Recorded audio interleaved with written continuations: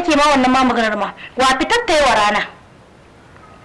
da ni da kai na cewa fitar ta yi wa rana ka ce na fita ba da izinin ka ba na fita ina yawo na fita waye yanzu ga shi fitan yayi maka rana kaman ya ni ta yi wa rana ban gane ta ina yi maka rana ba yanzu ga shi aiki na samun maka aiki ne suna aiki na samun maka aiki kamar ya Hajiya Rahama na ba muka yi magana da ni da ita na gaya mata ga halin da kake ciki kana zaman banza ne ba sididi bare sadada babu aiki kuma ta ce min to shikenan tunda maganan ya zo da haka in ce ka zo za ku zauna za ku yi magana za ta samu aiki ta baka ka ku ashe fita kai yawan rana yanzu Shafa'atu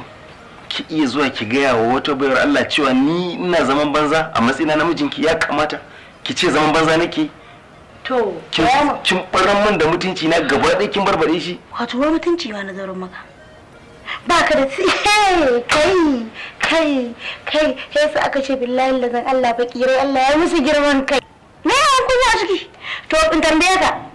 ba zaman banza kake ba to zaman me kake yi me ka kasa kake sayarwa a cikin gidan nan da in ba zaman banzan kake ba ba fa abin da kake yi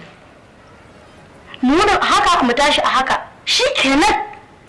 wai na ce kana zaman banza to ga yamin me kake yi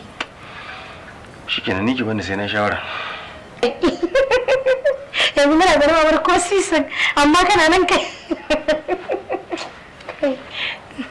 yanzu ma sai an jira kai shawara kon Allah mai kuɗi na nan na jiran ka talaka yana cewa mai kuɗi sai ya shawara talaka za ka yi shawara wata da watanni muna zaune